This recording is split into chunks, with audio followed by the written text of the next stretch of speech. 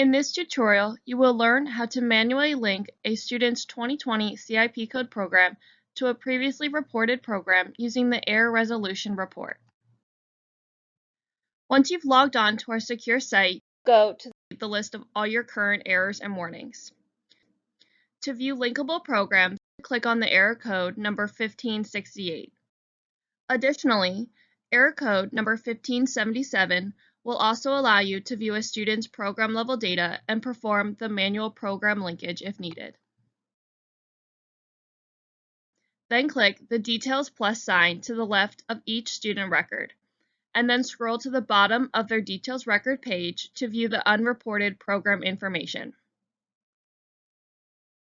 In order to link two programs together, you'll first need to populate the unreported program enrollment status to Moved, which will then allow you to edit the 11th moved field on that program.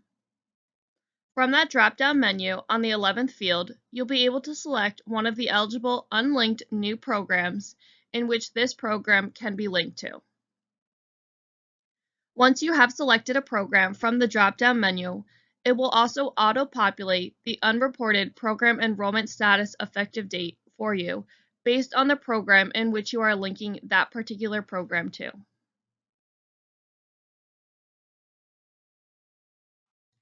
Please also be aware that after selecting the moved status from the drop-down menu, if there are no eligible programs to link that program to, then there will be no eligible programs displayed to choose from on the drop-down menu in the 11th moved field. Once changes are made to the unreported program to link it to one of the incoming programs on the student's record, then scroll up to that incoming program on their details page on the error report. Notice that the moved field is now populated with the unreported program that you've selected to move from.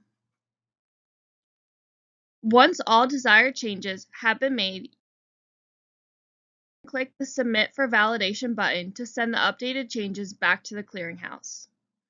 Please also be advised that once you link two programs together, this change cannot be undone, so please be sure to review these changes carefully before submitting for validation.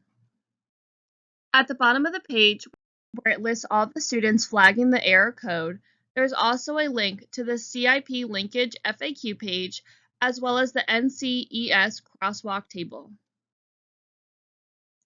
And if you do have any additional questions, please feel free to reach out to us at schoolops@studentclearinghouse.org.